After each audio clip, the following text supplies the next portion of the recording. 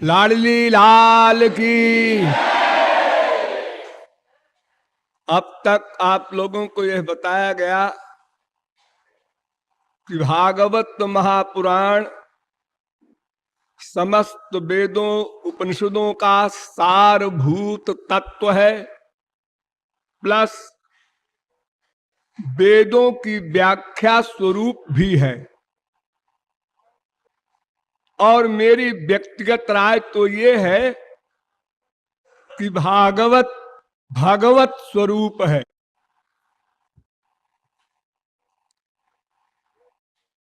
वेद के लिए कहा गया वेदा ब्रह्मात्म विषया, वेद ब्रह्म स्वरूप है और भागवत भगवत स्वरूप है।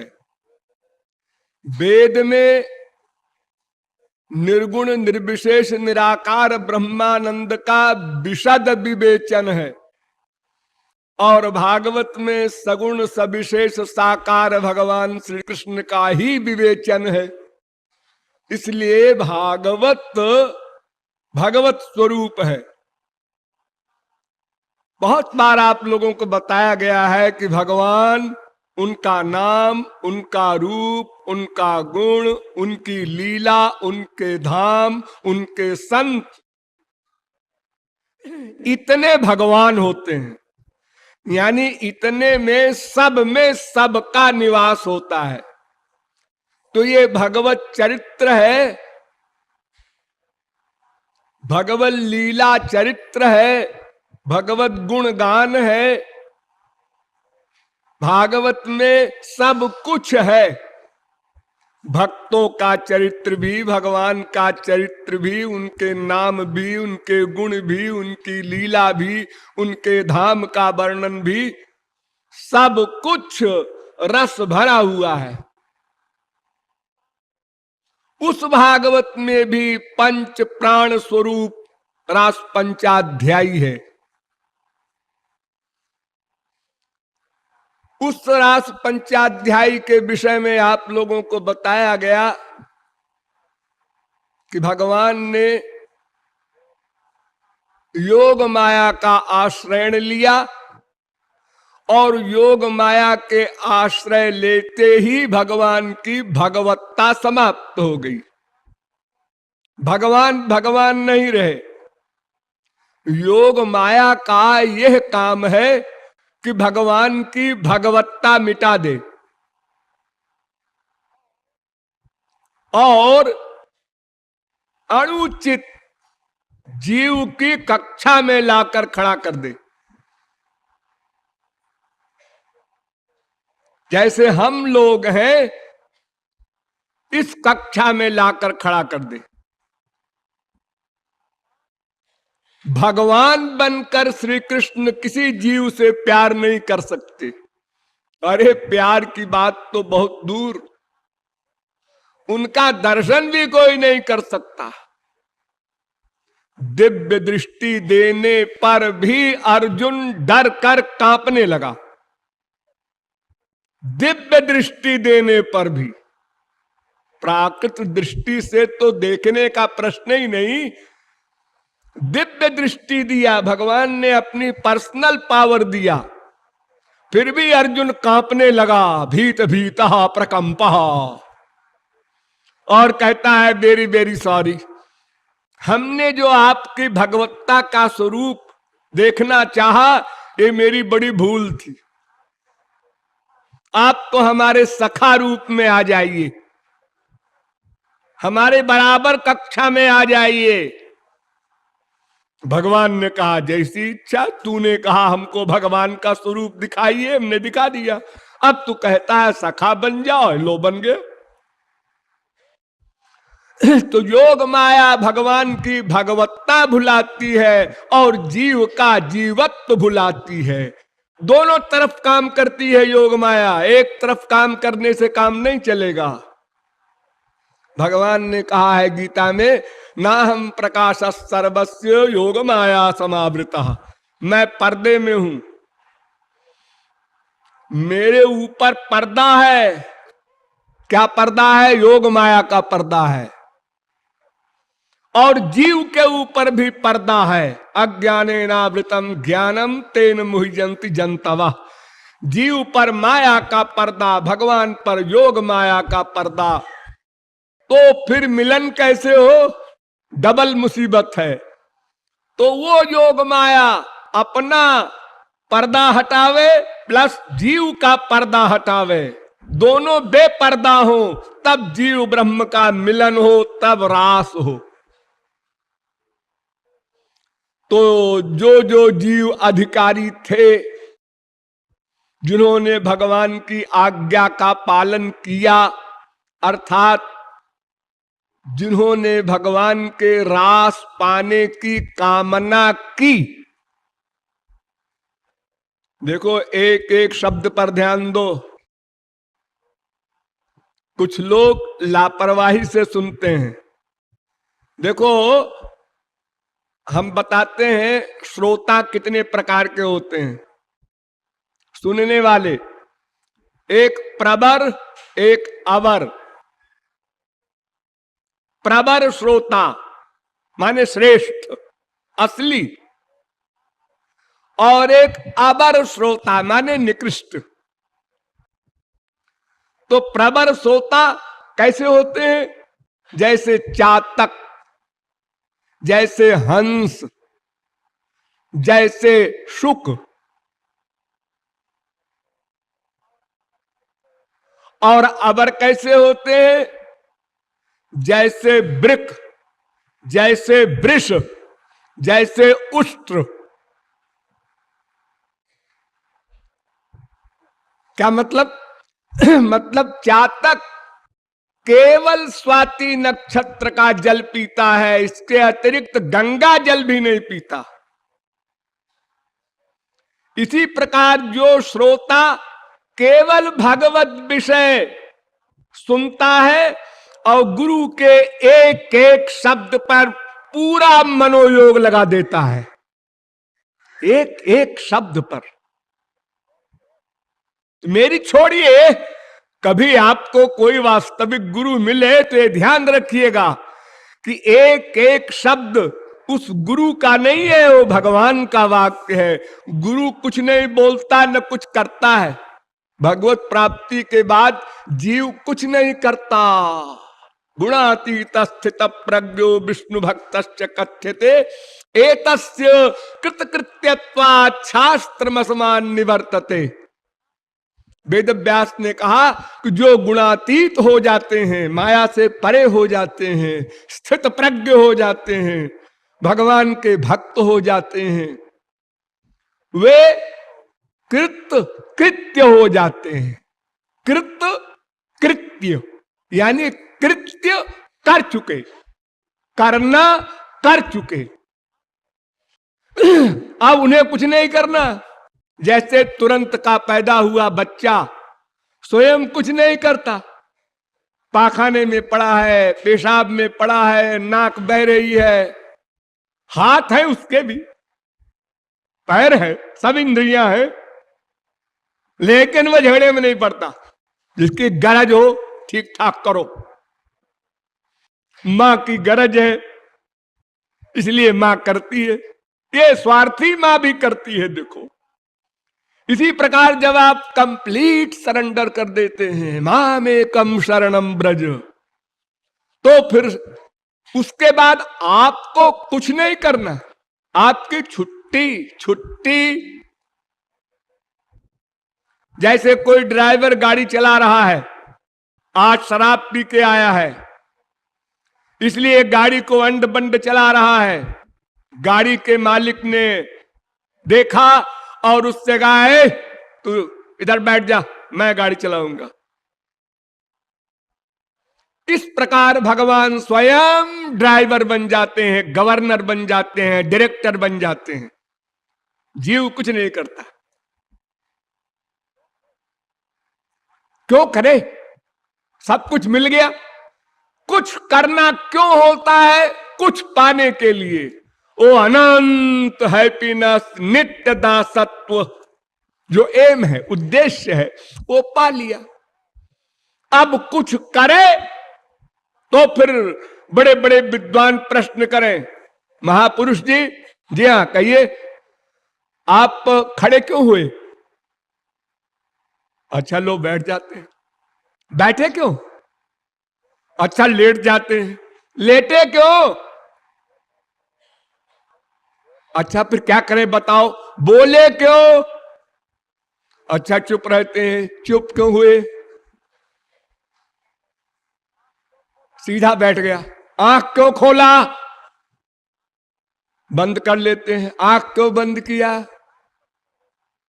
ये सारे क्वेश्चन हो सकते हैं किसी भी भगवत प्राप्त महापुरुष से। उसे कुछ नहीं करना चाहिए। आनंद संप्लवे लीनो नापश्य मुभयम मुने। वो तो आनंद सिंधु में डूब गया, प्रेमानंद में डूब गया, केवल प्रेमानंद का पान कर रहा है। वो देखे, किसको देखे, क्यों देखे? सुने, क्यों सुने? कुछ भी वर्क करे तो क्यों करे? कुछ पाना है? नहीं। भगवान ने कहा है ना गीता में, नानवाप्तम अवाप्तव्यम, मुझे कुछ पाना नहीं है।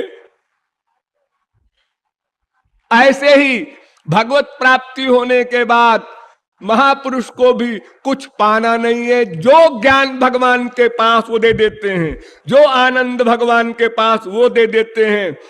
और इसके अतिरिक्त जो 8 गुण हैं भगवान में, अपहृत पापमा बिजरो विमृत्युर विशोको बिजघत्सो पिपासा सत्य काम सत्य संकल्प, ये वेद में जो 8 गुण लिखे हैं भगवान के, ये भी दे देते हैं भगवान। और कुछ पाना है क्या? अब कुछ नहीं पाना। अब तो कृत कृत्य हो गए। अब कृत कृत्य के बाद फिर कृत्य कैसे करेगा? कर्म कैसे करेगा? फिर भी करते हैं,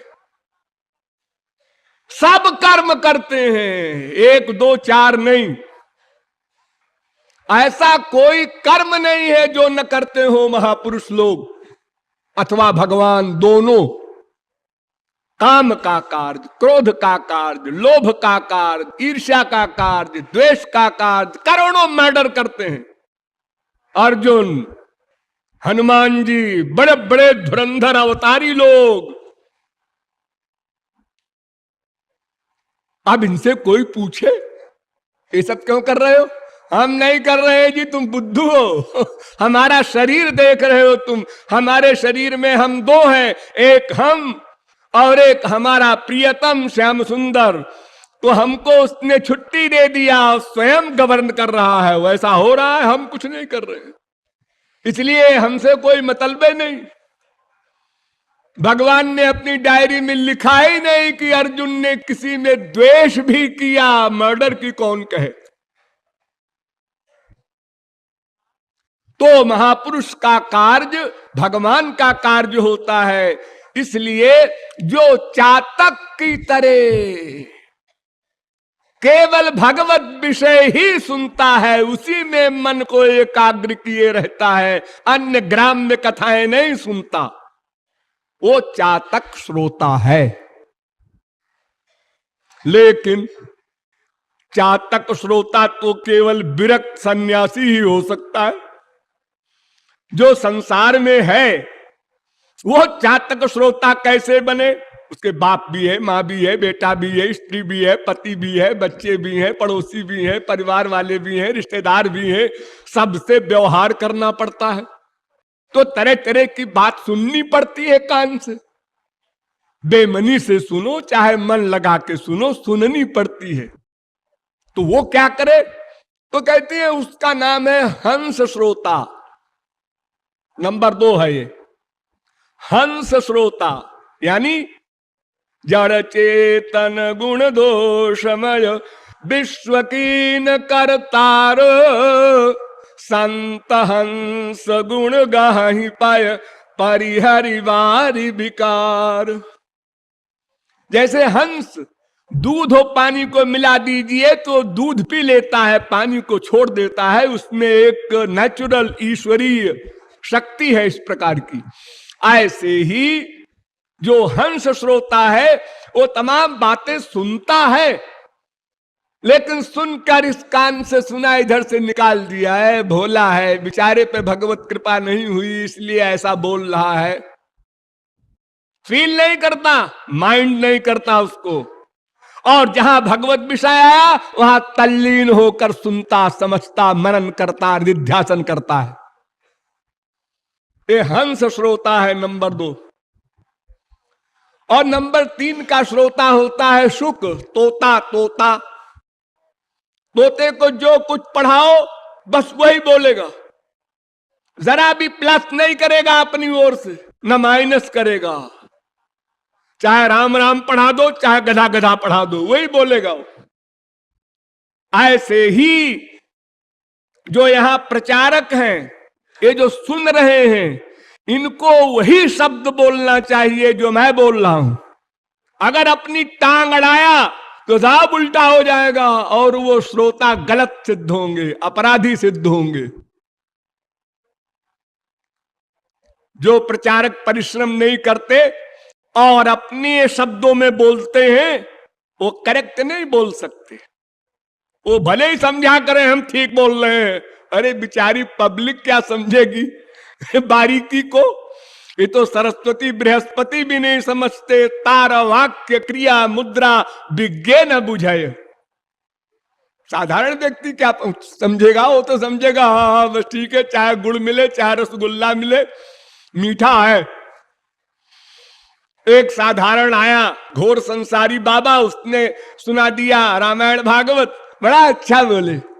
और एक सिद्ध महापुरुष आया, सुखदेव परमहंस आ गए फिर से, उन्होंने सुनाया हाँ बड़ा अच्छा बोले। सब महात्मा अच्छा बोले, सब धाम 27 शेर। उन मूर्खों के लिए और कोई नॉलेज है ही नहीं उनको, इसलिए वो सबको एक कक्षा में रख देते हैं। तो तोते की तरह श्रोता होना, ये 3 श्रोता अच्छे माने जाते हैं। इनको प्रवर श्रोता कहते हैं। अब अवर श्रोता सुनिए। भेड़िया, ब्रिक, ब्रिक माने भेड़िया। कीर्तन हो रहा है और एक साहब या एक मेम साहब आपस में बात कर रहे हैं, उधर कीर्तन भी हो रहा है और गुरुजी भी बैठे हैं, वो कुछ बोलते नहीं।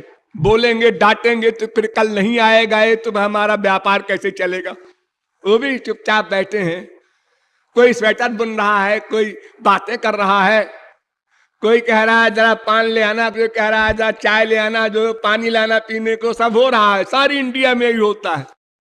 हमारे साधना भवन ट्रस्ट के अतिरिक्त बता दो कोई विश्व में जहां साधना ऐसी होती हो, जहां ये आज्ञा हो कि बात भी नहीं करना है आपको। नहीं आने की इच्छा है, मत आओ, भाड़ में जाओ, मरो संसार में। आना है तो ठीक ठीक साधना करो, अन्यथा क्या पाओगे? टाइम वेस्ट करने से क्या मतलब, अपने संसार में रहो। भैया गुदगुदे गद्दे पर सो और मन भाया खाना पकवान खाओ। यहां तो एक सा खाना मिलेगा, नीचे सोना पड़ेगा। यहां का तो तप तप है, तप माने साधना।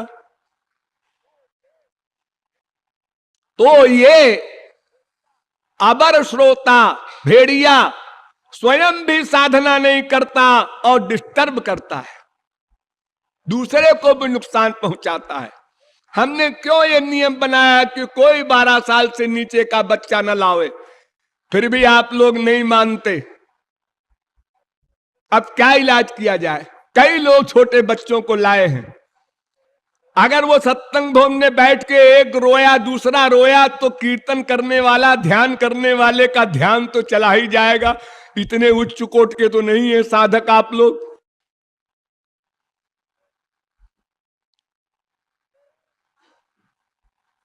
तो इस प्रकार जो अपना नुकसान तो करता ही है, दूसरे का भी करता है, वो ब्रिक श्रोता। और एक होता है वृष, वृष माने बैल। बैल क्या करता है, उसको नीम की खली दे दो चाहे रसगुल्ला दे दो, दोनों ठाट से खाएगा। कोई भेदभाव नहीं उसके मस्तिष्क में कि ये मीठा है, ये नीम कड़वी होती है, उसकी खली दे रहे हैं हमको, रसगुल्ले में बड़ा आनंद आ रहा है, ऐसा कुछ नहीं, सब बराबर। ऐसे श्रोता बहुत हैं हमारे संसार में, और प्राय जितने आप लोग बैठे हैं सभी हैं। डोंट माइंड, हमारी बात समझने की चेष्टा कीजिए, फील न कीजिए। मुझे अधिकार है, अब जब आप लोगों ने मुझे गुरु की गद्दी पर बिठाया है तो मैं आप लोगों के दोष तो बताऊंगा। जितने बैठे हैं सबका वही हाल है। अर्थात भगवान का प्रसाद मिला, खाया, वही आनंद। बाजार से लाके रसगुल्ला किसी ने दिया, उसमें भी वही आनंद। लड़की विदा हुई, वहां भी दो आंसू। गुरुजी विदा हुए, वहां भी दो आंसू। जैसे मक्खी होती है ना, मक्खी, ये भगवान के सिर पर, मूर्ति पर भी बैठ जाए, फूल में भी बैठ जाए, पाखाने में भी बैठ जाए, सब जगह ऑलराउंडर। इस प्रकार का जिसका अंतःकरण है, संसार से भी प्यार, भगवान से भी प्यार, ये तात्पर्य। ये बैल है, ये वृक, वृष, वृष, वृषभ भी कहते हैं, वृष भी कहते हैं। और तीसरा है उष्ट्र, ऊंट। ऊंट देखा होगा आपने, ऊंट बड़ा ऊंचा होता है, वो केवल नीम की पत्ती ही खाता है, रसगुल्ला खा ही नहीं सकता, वो कड़वी चीज ही खाता है। यानी सत्संग से कोई मतलब नहीं, उसको जहां संसार का विषय मिले वही पसंद करता है। बड़े बड़े मंदिरों में बड़ी बड़ी झांकियां होती हैं, तो जहां जबरदस्त झांकी हो, बढ़िया, 10 लाख 20 लाख लगा के बनाई गई हो झांकी, वहां सब जा रहे हैं दर्शन करने जन्माष्टमी को, रामनवमी को। क्यों? वहां के भगवान में क्या बात है? अजी वहां की सजावट क्या बात है, सजावट में शौक है आपको, सजावट देखने जाते हैं आप। ये बाहर के संसार में हमारा अनुराग है, ये प्रत्यक्ष प्रमाण। तो आप लोगों को चातक श्रोता बनने का ही उद्देश्य रखना है, ये हमारा भावार्थ। प्रैक्टिस कीजिए, अभ्यास कीजिए, एक एक शब्द पर ध्यान दीजिए, और फिर उसको चिंतन कीजिए बाद में, आज ये बताया गया था। हाँ, तो मैं कह रहा था कि महापुरुष का वर्क भगवान स्वयं करते हैं, महापुरुष कुछ नहीं करता, उसके करने से मतलब ही नहीं है। तो योग माया अपने भगवान की भगवत्ता मिटा रही है, और जीव के अंदर बैठी हुई अनादिकाल की वो हमारी जो बड़ी प्रिय मित्र है माया, उसको भी हटाती है। माया शत्रु नहीं है, मित्र है। मित्र क्या करता है? पापान निवारयति जो जयते हिताय, गुह्यान गुहति गुणान प्रकटी करोति, आपद्गतम जन जहाति ददाति काले, सन्मित्र लक्षण मिदम प्रबदंति संता। जो शासन करके सुधार करे अपने मित्र का, ये नहीं कि दोस्त गलत काम कर रहा है तो मित्र कह रहा है करे भाड़ में जाए, अपने आप भोगेगा, हमसे मतलब, फिर कहे कि तुम मित्र हो। उद्धव कोरा ज्ञान बघारते थे तो भगवान उनके मित्र थे। भगवान ने सोचा ये बेचारा ऐसे ही ज्ञानांधकार में हो, ज्ञान अहंकार में पड़ा हुआ है, तो बहाने से उन्होंने गोपियों से पास भेज करके और प्रेमानंद प्रदान कर दिया। ये मित्र का कर्तव्य है। तो माया क्या करती है? हमको दंड देती है। वो बाप, वो माँ, वो बेटा, वो बीबी, वो पति जो स्वार्थ के कारण प्यार करते हैं, स्वार्थ में थोड़ी कमी हुई, प्यार कम, स्वार्थ खत्म, प्यार खत्म, और दुत्तम लत्ता भी प्रारंभ हो गया। ये नंगा नाच संपूर्ण विश्व में चैलेंज है वेद का। नवारे सर्वस्य कामाय सर्वम प्रियम भवत्यात्मनस्तु कामाय सर्वम प्रियम भवति। जितनी प्रियता संसार में दिखाई पड़ रही है सब स्वार्थ के लिए है। संकल्प भी नहीं कर सकता कोई स्वार्थ के अतिरिक्त, बंधा हुआ है। जब तक परमानंद न मिल जाएगा, ध्यान दो, जब भगवत प्राप्ति हो जाएगी, परमानंद मिल जाएगा, तब या तो वो कुछ ना करेगा और या तो दूसरे के लिए वर्क करेगा, क्योंकि अपने लिए तो कुछ करना शेष नहीं। वो स्वार्थ रहित वर्क है भगवान और महापुरुष का। देखो मक्खन होता है, इसको पकाओ तो आवाज करता है, क्योंकि उसमें गड़बड़ी है, मट्ठा मिला है, इसलिए वो आवाज करता है।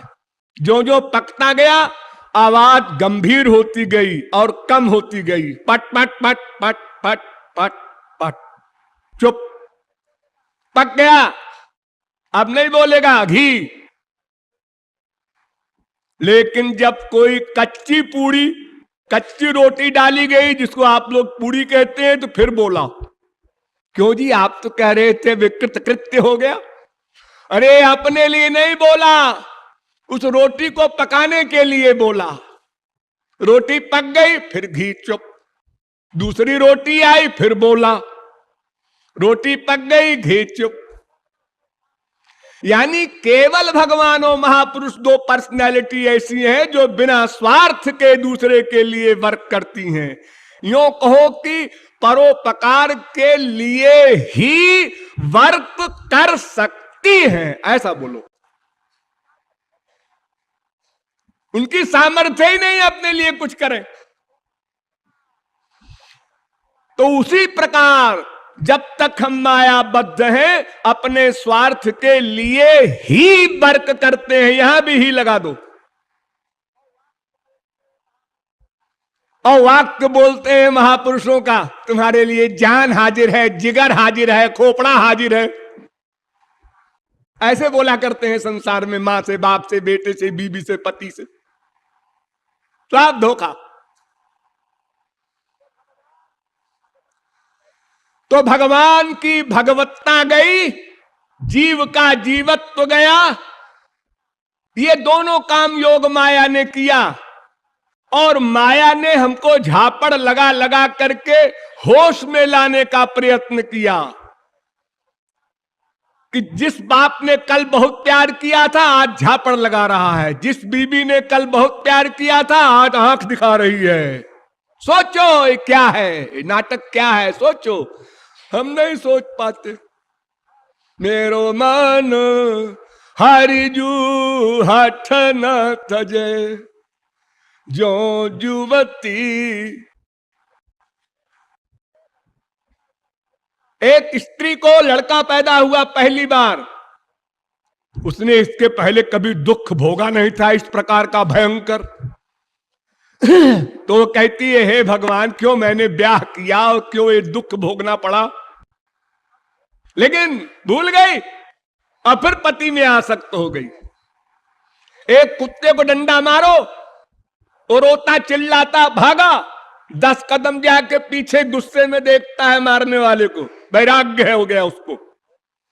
और रोटी का टुकड़ा दिखाओ, फिर पूंछ हिलाता हुआ आ गया। ये हाल है हम लोगों का। और हम लोग कहते हैं अजी हम डबल एमए है, पीएचडी है, डीलिट है, बड़े काबिल हैं।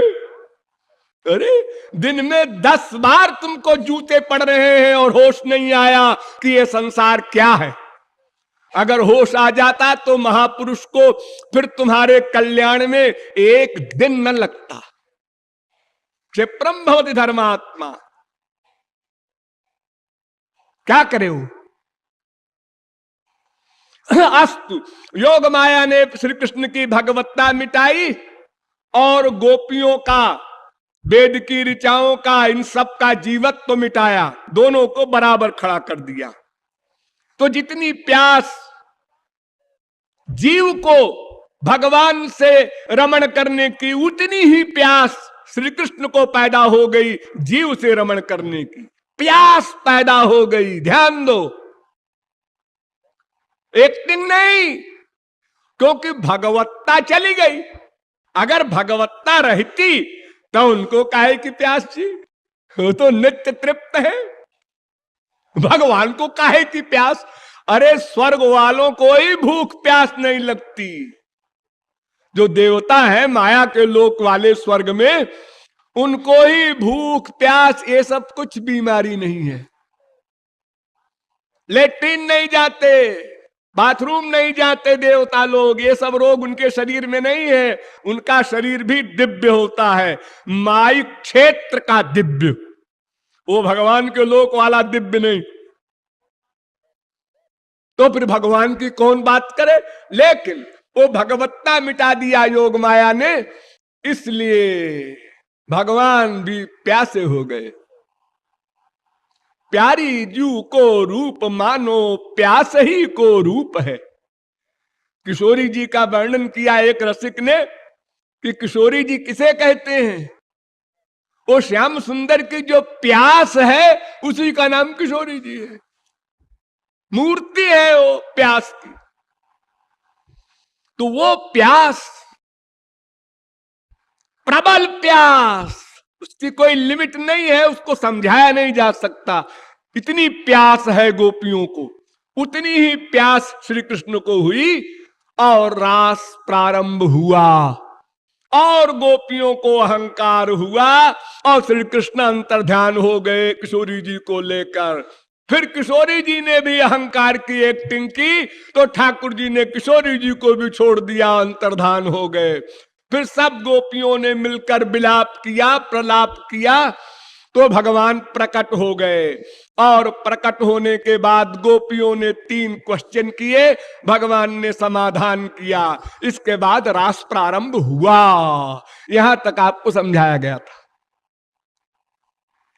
रास हुआ, क्या बलाय है रास, ये हम नहीं जानते। रास हुआ, इसके बाद जल विहार हुआ, इसके बाद वन विहार हुआ। ये 3 वस्तुएं हुई। ये सुनाते जा रहे हैं सुखदेव परमहंस परीक्षित को, ऐसे ऐसे रास हुआ, ऐसे ऐसे जल विहार हुआ, ऐसे ऐसे वन विहार हुआ।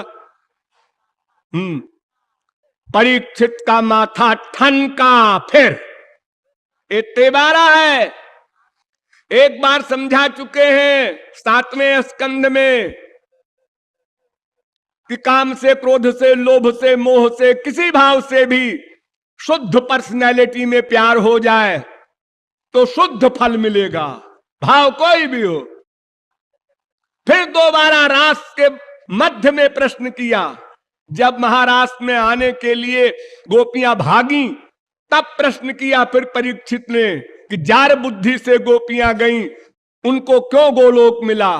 फिर समझाया सुखदेव ने कि कामम क्रोधम भयम लोभम, कैसे ही भगवान की शरण में जाओ भगवत लाभ मिलेगा।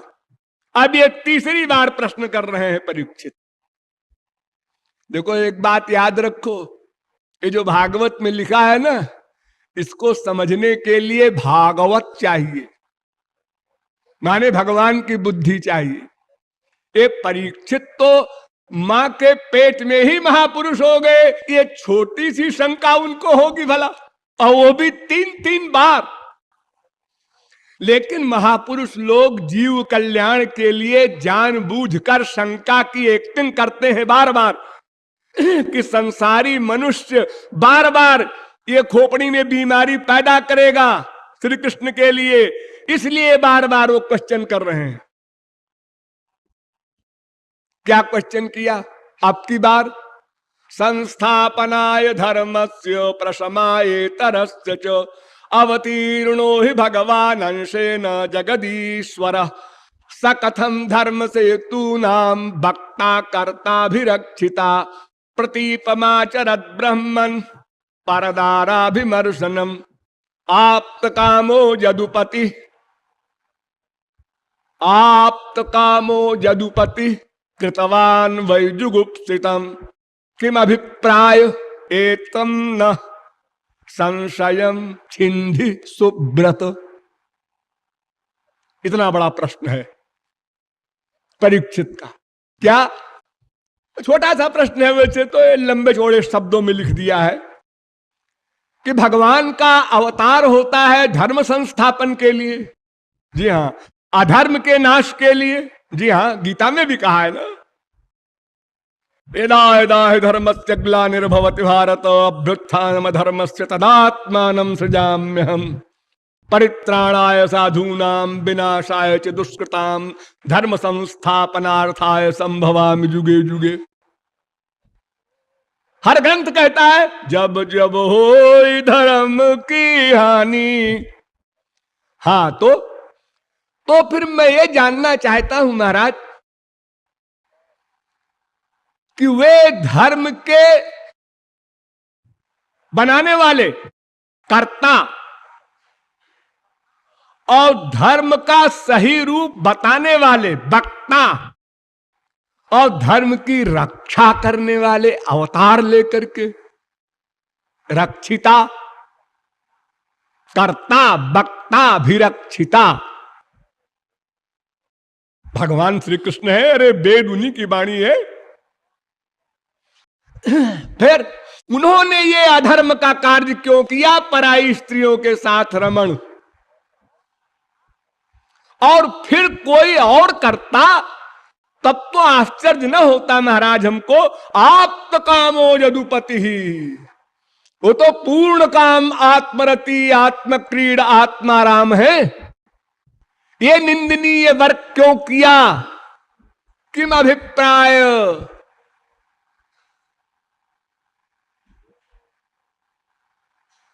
सुखदेव को फीलिंग तो हुई, लेकिन अब उत्तर तो देना ही है जीव कल्याण के लिए। वरना सुखदेव की जगह और कोई होता तो कहता तुम भाड़ में जाओ, 7 दिन में मरो, अब तुमको हम भागवत नहीं सुनाएंगे आगे। अरे 3-3 बार समझाया, फिर वही क्वेश्चन। इतना डल माइंड नहीं। सुखदेव जी समझ रहे हैं कि परीक्षित जीव कल्याण के लिए प्रश्न कर रहे हैं। ठीक है, मुझे उत्तर भी देना है। उत्तर दे रहे हैं सुखदेव परमहंस। धर्म व्यतिक्रमो दृष्टो ईश्वराणां च साहसम तेजीयसाम न दोषाय बन्ने सर्वभुजो यथा। परीक्षित ध्यान देकर सुनना आपकी बात परीक्षित। अब आगे क्वेश्चन ना हो तुम्हारा, हम उत्तर भी नहीं देंगे। सावधान हो गए परीक्षित। जो ईश्वर लोग हैं, ईश्वराणाम खाली श्री कृष्ण नहीं, उनके जन भी, ये 2 ईश्वर होते हैं। ईश्वर माने समर्थ। ब्रह्मा हो, शंकर हो, कोई महापुरुष हो, और भगवान तो है ही है ईश्वर। जिनके पास योग माया की शक्ति आ गई है उसको कहते हैं ईश्वर। एक एक शब्द पर ध्यान दो। भगवत प्राप्ति के बाद सारी शक्तियां भगवान की जीव को मिल जाती हैं, सृष्टि कार्य छोड़कर वो योग माया भी उसको मिल जाती है। इसलिए ये सब ईश्वर हैं। तो सुखदेव परमहंस कहते हैं ईश्वर लोगों में धर्म के विपरीत कार्य होता है, दृष्टा होता है, लेकिन उनको दोष नहीं लगता। एग्जाम्पल दिया, बन्ने सर्वभुजो यथा। अग्नि सब कुछ खा लेती है। जूता डाल दो, चमड़ा डाल दो, गंदी चीज डाल दो, चंदन डाल दो, सांप को खा लेगी, और फिर भी अग्नि बनी है, वो अशुद्ध नहीं होती। सबको अपना रूप दे देती है, किसी का रूप स्वयं नहीं लेती। इस वाक्य पर ध्यान दो। लकड़ी गई, उसको भी आग बना दिया, लोहा गया, उसको भी आग बना दिया। कोई गंदी चीज आपने डाल दी, उसको भी उसने आग बना दिया, और स्वयं तो आग है ही। तुलसीदास ने लिखा है कितना सुंदर, समर्थ कहा नहीं दोष गोसाई, रवि पावक सुर सरी की नाई। पावक, ये अग्नि की एग्जाम्पल दिया भागवत में, तुलसीदास ने 3 दिया। सूर्य पाखाने पर भी पड़ता है, खेत में भी पड़ता है, गंगा जी में भी पड़ता है, सब जगह किरणें पड़ती हैं उसकी। लेकिन सूर्य अशुद्ध नहीं होता, वो सब गंदगी खींच लेता है और स्वयं अपनी पर्सनैलिटी में रहता है।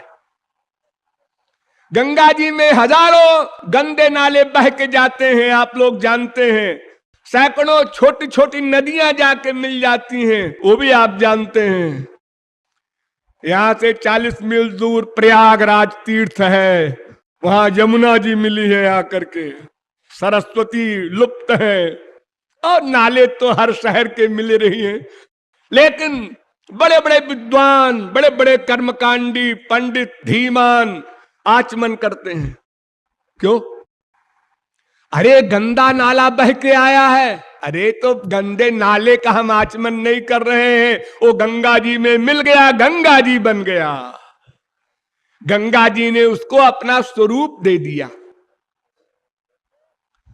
तो सुखदेव परमहंस कहते हैं कि देखो, जैसे अग्नि सब कुछ खाकर भी शुद्ध रहती है, सबको अग्नि बना देती है, उसमें अशुद्धि नहीं आती, उसी प्रकार समर्थ लोगों में भी धर्म के विपरीत कार्य करने में भी उनको बंधन नहीं होता, माया उनको नहीं लग जाती, वे धर्म अधर्म से परे हो जाते हैं। उनको न पाप छू सकता है न पुण्य छू सकता है। क्यों? मैंने आपको अभी अभी बताया था कि उनके गवर्नर भगवान है, उनसे मतलब ही नहीं है, उन्होंने कुछ किया ही नहीं। लेकिन देखिए, तुरंत सावधान करते हैं सुखदेव परमहंस, नहीं तत्समाचरे जातु मनसा भिहनीश्वर। लेकिन जो समर्थ न हो, वो मन से भी इन समर्थों के आचरण के अनुकरण करने की प्लानिंग न करे। मन से, मनसापि। भगवान शंकर ने हालाहल पी लिया, जब समुद्र मंथन से विष निकला, बड़ा भयानक विष, बड़ी भयंकर ज्वाला उसकी, सब देवता भागे, राक्षस भी भागे, समुद्र मंथन छोड़ के भागे सब। भगवान आए, अरे क्या बात है भाई, क्यों भाग रहे हो सब लोग? अरे देखो देखो क्या निकला है समुद्र से। तो भगवान ने आंख बंद किया और शंकर जी को बुलाया। उन्होंने कहा भाई ये तुम्हारा काम है, पी लो, ये बेचारे सब भाग रहे हैं, समुद्र मंथन फिर आगे होगा ही नहीं, तो अमृत कहां से निकलेगा? पहले विष निकला। शंकर जी ने घटाक घटाक पी लिया और कंठ में धारण कर लिया, एक नाम बढ़ गया नीलकंठो, डिग्री मिल गई शंकर जी को। लेकिन हाल हाल तो छोड़ दो, अगर एक छटाक संख्या भी खा लेंगे आप लोग तो 0/100 हो जाएंगे। तो नकल नहीं करना है, समर्थों की नकल नहीं करना है, ये सुखदेव परमहंस परीक्षित को हिदायत कर रहे हैं। नहीं तत्समाचरे जातु मनसा पिहनीश्वर, विनश्यत्याचरण मौढ़्यात् यथा रुद्रोब्धिजम विषम। जैसे समुद्र से निकले हुए विष को शंकर जी ने पी लिया, इसकी नकल नहीं करना है कि जो बड़े करें वही छोटे करें। शंकर जी ने जब हालाहल पी लिया तो हम संख्या क्यों नहीं पी सकते? पियो मरो। तुमको किसने कहा है? वेद कहता है यान्यस्माकं सुचरितानि तानि त्वयोपास्यानि नो इतराणि। जो मेरे चरित्र तुम्हारे लिए जो उपदेश हुआ है उसके लेवल क्यों हो उसको मानो, जो तुम्हारे लेवल से ऊपर की बातें हैं उसकी नकल नहीं करना। ईश्वराणाम वचः सत्यम तथैवाचरितम क्वचित तेषां यत् स्वपचो युक्तम बुद्धिमान् तत्समाचरेत्। तुम्हें जो गुरु आदेश देता है, तुम जिस क्लास के हो, जो उपदेश दिया जा रहा है उसका पालन करो, और संसार में भी करते हो। समर्थ की एक्टिंग हो भी नहीं सकती। राम रो रहे हैं सीता के लिए, पेड़ों पत्तों लताओं से पूछ रहे हैं कहां है सीता। बड़े अल्पज्ञ हैं, हाँ जी, बड़े कामी है, हाँ जी। लेकिन जब सीता जी बनकर के पार्वती आई तो कहते हैं मुस्कुरा के माता जी आप अकेली बैठी हैं, क्या बात है, वो कहां है आपके वो। अरे पहचान लिया, पार्वती इतनी बड़ी शक्ति, उन्होंने सीता का रूप बनाया था, मेकअप नहीं, सीता का सौंदर्य ठीक वही रूप बनाया था, क्योंकि ये भी तो भगवती है ना। अब आपने ये तो नकल कर लिया कि स्त्री लंपट होकर के आप ढूंढ रहे हैं अपनी प्रेयसी को, लेकिन अगर कोई भूतनी पिशाचिनी भी आपकी स्त्री का भेष बना के खड़ी हो जाए कहीं, तो आप लिपट जाएंगे। आप ये न कहेंगे कि माता जी अकेली कैसे बैठी हो, इसकी नकल कैसे करेंगे। अरे छोड़िए इन बातों को। आप लोग इतने लोग बैठे हैं, मैं इतने दिन से बोल रहा हूं, दिन भर बोलता हूं, मैं कह दूं कि भाई थोड़ी सी पद व्याख्या, थोड़ी सी वो व्याख्या भागवत की बाकी है, जरा आप आके बोल दीजिए, तो यहां बैठने की एक्टिंग तो कर लेंगे आप लोग, मान लिया। और जब बोलने का विषय आएगा तो फिर क्या करेंगे। नकल कहां हुई वो। नकल हो तो पूरी हो, और पूरी नकल तब हो जो पूरी योग्यता हो। ऐसे कैसे नकल होगी। आप लोग सर्कस देखते हैं, फिजिकल शारीरिक है वो, शेर के मुंह में हाथ डालता है, क्या क्या करते हैं सर्कस में, आप लोगों ने देखे होंगे। ऐसा लगता है कि ये कोई दैवी शक्ति है इनके पास, कोई शक्ति फक्ति नहीं है, खाली फिजिकल है, लेकिन उनका अभ्यास है। अगर आपने कहीं वो रिहर्सल घर में की तो खतरे में पड़ जाएंगे आप। कोई नहीं करता अपने घर में कि 100 फुट की ऊंचाई पर रस्सी बांधकर उसके ऊपर चले, ऐसा किसी ने नहीं किया। अगर किया है तो फुल मैड है, मरेगा। तो हम संसार में भी अपने से आगे वाले की नकल नहीं करते, सावधान रहते हैं। एक चपरासी प्रेसिडेंट भवन में घुसा जा रहा है, उसको कोई नहीं पूछता, और एक कमिश्नर गवर्नर भी प्रेसिडेंट भवन में जाना चाहे तो पास दिखाओ, पास। अरे वो चला गया चपरासी, मैं क्या उससे बदतर हूं। अजी वो सर्वेंट है, चला गया, आप गवर्नर हैं, आपको परमिशन लेनी होगी। कायदे कानून है, कोई नकल नहीं करता संसार में भी। तो स्पिरिचुअल साइड में नकल कैसे करेगा, पावर कहां है जो नकल करेगा, और अगर करेगा तो मरेगा। इसलिए सुखदेव परमहंस कहते हैं, देखो वे स्वबचो युक्तम, जो तुम्हारे लिए वो महापुरुष लोग आदेश दें तुम उसका पालन करो, उनका अनुकरण न करो। महाजनो ये न गतः पंथा, शास्त्र कहते हैं कि महापुरुष लोग जिस मार्ग से चल के महापुरुष बने हैं उस मार्ग का अनुकरण करो, वो जहां खड़े हैं उसका अनुकरण मत करो, मर जाओगे। और हम संसार में यही करते हैं। कोई प्राइम मिनिस्टर का लड़का हो और प्राइम मिनिस्टर जबरदस्ती उसको लॉ क्लास में दाखिला दिलवा दे, LLB करने के लिए, तो बैठा रहे प्राइम मिनिस्टर के डर से, भले ही वो न बोले टीचर क्या है भाई आप क्या करने आए हैं, LLB पढ़ने, आप कुछ पढ़े भी है इंग्लिश ABCD नहीं, अभी कुछ नहीं पढ़े, प्राइम मिनिस्टर के लड़के हैं, अच्छा तो बैठे रहो प्राइम मिनिस्टर के लड़के 0/100 मिलेगा, 10 साल बैठे रहो, 20 साल बैठे रहो, जिंदगी भर बैठे रहो, LLB का ILB नहीं मिलेगा तुमको। तो नकल संसार में भी नहीं होती, समझदार व्यक्ति नहीं करता, और भगवान और महापुरुष की नकल करने कोई जाएगा तो जा भी नहीं सकता, और अगर जाना चाहेगा तो उसका सर्वनाश निश्चित है। और सुनो परीक्षित, कुशलाचरिते नैषा निस्वार्थो न विद्यते विपर्जयेण वा नर्थो निरहंकारिणाम विभो। देखो महापुरुष यानी समर्थ लोग निरहंकारी होते हैं, अहंकार नहीं होता।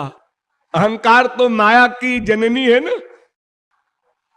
माया अहंकार की जननी है, इन दोनों का अन्योन्य संबंध है।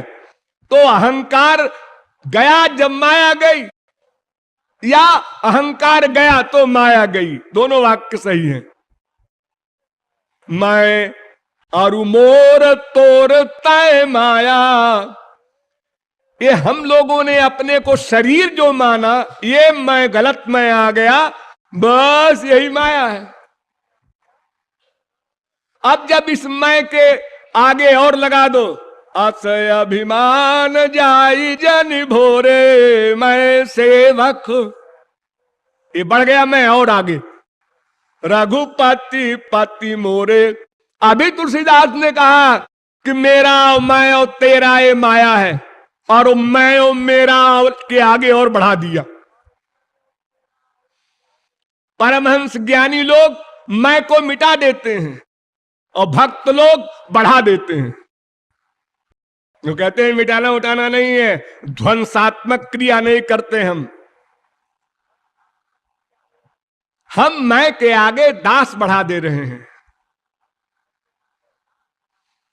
और तुम भी रखेंगे, लेकिन तुम मेरे स्वामी, मैं तुम्हारा दास।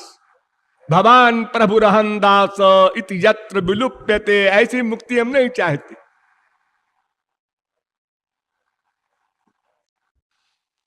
तो परीक्षित ये बताओ कि महापुरुष अच्छा काम करेगा या बुरा करेगा? अरे कोई भी हो, महापुरुष को छोड़ो, गधा भी होगा तो दो ही काम तो करेगा, या अच्छा या बुरा। हाँ, तो अच्छा काम महापुरुष करे क्यों? उत्तर दो, क्यों करे? उसे कुछ पाना है?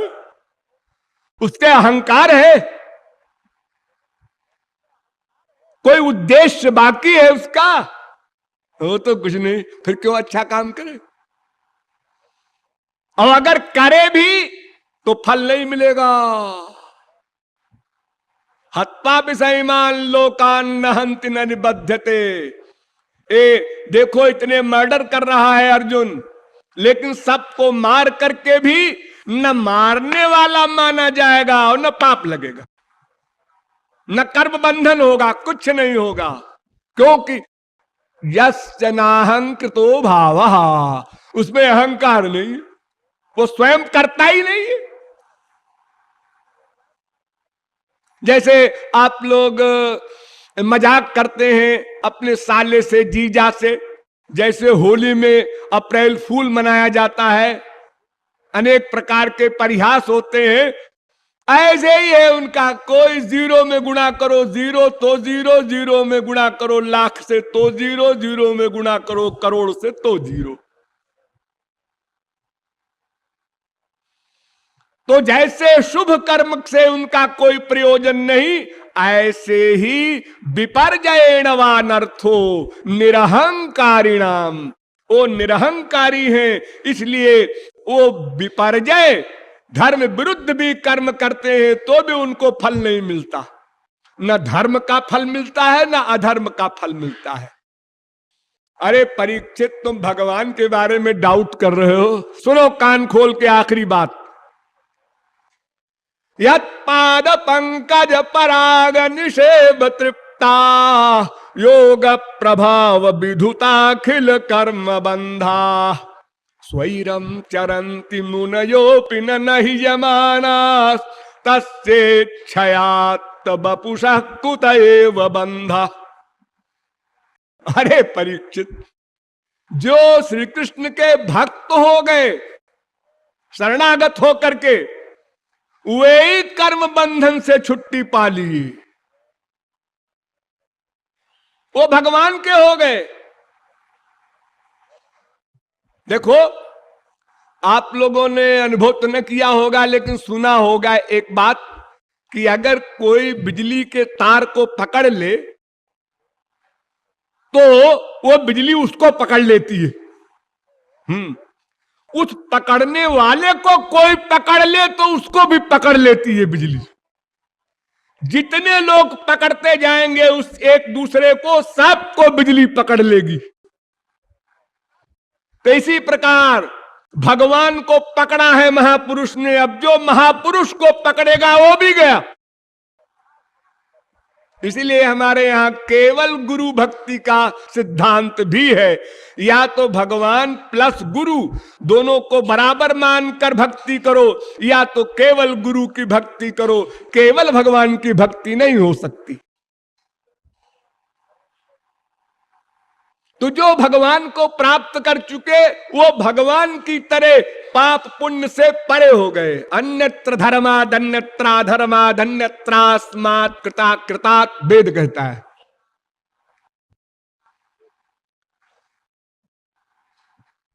और जो योग के प्रभाव से कर्म बंधनों को काट चुके परमात्मा के उपासक, वे भी विधि निषेध से परे हो गए। और जो ज्ञानी लोग, चिंतन करके मुनि लोग ब्रह्म ज्ञान प्राप्त कर चुके, वो भी निस्त्रैगुण्ये पथ विचरताम को विधि को निषेधा। जो निस्त्रैगुण्य हो गया, गुणातीत हो गया, उसके लिए वेद का विधि निषेध ये डंडा नहीं चलता। वेद का काम क्या कि जीव को भगवान के पास पहुंचा दिए, अब वेद लौट आते हैं। वेद लौट आते हैं, इसके बाद वो कहते हैं हमारा काम खत्म। जैसे आप लोग पढ़ने जाते हैं यूनिवर्सिटी में, तो जब तक आपने एमए नहीं किया तब तक आपको हाजिरी देनी होगी। अगर हाजिरी कम हुई तो परीक्षा में नहीं बैठने पाएंगे। और वहां भी आपको कैसे बैठना है, कै बजे पहुंचना है, सब कायदे कानून है। लेकिन अगर आपने यूनिवर्सिटी पास कर लिया और फिर यूनिवर्सिटी नहीं जाते, और कोई पूछता है क्यों जी आजकल बड़ा यहां वहां घूमते रहते हैं, यूनिवर्सिटी नहीं जाते? जी वो हम पास कर चुके, अब क्यों जाएंगे? हमारे पास डिग्री है एमए की। यूनिवर्सिटी को जो पढ़ाना था पढ़ा चुकी, अब उसके आगे चले गए हम। उसी प्रकार शास्त्र वेद का काम है जीव को भगवान के पास पहुंचा देना। पहुंचा के वो लौट आते हैं, फिर उनका कायदा कानून उनके ऊपर लागू नहीं होता। तो ज्ञानी, योगी, भक्त जब ये तीन ही स्वैरम चरंती सस्वराट भवति, वेद कहता है, स्वेच्छाचारी होते हैं। इनके लिए न कोई कायदा है, न कानून है, न कोई शास्त्र वेद का डंडा है। ब्रह्मवित् श्रुति मूर्धनि, भगवान को प्राप्त कर लेने के बाद वेद के मस्तक पर पैर रखकर चलता है वो ज्ञानी, वो भक्त, वो योगी। जिस वेद को नमस्कार करके उसने ज्ञान प्राप्त किया, उसी वेद के मस्तक पर पैर रखकर चलता है। अरे जब भगवान तक का बुरा हाल है, अनुब्रजाम्य हम नित्यम पूजे ये तंघ्रेणु भी, भगवान कहते हैं मैं भक्त के पीछे पीछे चलता हूं। क्यों? उसकी चरण धूल मेरे ऊपर पड़े, मैं पवित्र हो जाऊं। क्योंकि अनंत जीवों का पाप ले ले करके मैंने अपने अंदर रखा है, तो अपने भक्तों की चरण धूल से मैं भी शुद्ध हो जाता हूं। तो अर्जुन, जब ये महापुरुषों का हाल है तो तुम भगवान के बारे में शंका कर रहे हो? अरे गोपीनां तत्पतीनां च सर्वेषामेव देहिनां योऽन्तश्चरति सोऽध्यक्ष क्रीडने नेह देह भाग। अरे वो गोपियों के पति भी है और गोपियों के पति भी हैं। सर्वेषामेव देहिनाम, और सब में व्याप्त भी हैं। वहां शंका करते हो तुम। परीक्षित ने कहा महाराज गलती हो गई। तुम बार बार कहते हो गलती हो गई, फिर शंका करते हो। तो सुखदेव परमहंस का मूड ऑफ हो गया। उन्होंने कहा हाँ सुनो परीक्षित, इस प्रकार ब्रह्मरात्र उपावृत्ते, एक ब्रह्मरात तक इस प्रकार रास हुआ। उसके बाद भगवान ने कहा तुम लोग घर जाओ। तो बेमनी से भगवान की प्रसन्नता के लिए गोपियां अपने अपने घर चली गईं। खत्म, समाप्त हो गई रास। प्रकरण खत्म कर दिया सुखदेव परमहंस ने कि ये राजा है और इस प्रकार की डाउट खोपड़ी में भरता है, इसको रास सुनाने काबिल नहीं है। वही काट दिया लाइन। इसलिए राधा वगैरह किसी का नाम ही नहीं आया। आगे प्रकरण जब चलता तो सब लीलाएं होती ठाकुर जी की, तो उसमें सब सखियों के नाम आते। सारी भागवत में 18,000 श्लोक में केवल यशोदा का नाम आया है। यशोदानंद पत्नी च जातम परम बुद्ध्यत, बस। ललिता विशाखा किसी का नाम नहीं पूरी भागवत में, क्योंकि सुखदेव ने देखा ये परीक्षित अधिकारी नहीं है, इसको तो मुक्ति चाहिए 7 दिन में। तो मुक्ति के लिए जितना आवश्यक है उतना सुना देते हैं भागवत, बाकी को छुपा लिया उन्होंने। इस प्रकार रास प्रकरण 33वां अध्याय समाप्त हो गया। सब गोपियां अपने अपने घर को चली गईं। अब आप लोग भी अपना अपना संकीर्तन कीजिए। बोलिए वृंदावन बिहारी लाल की।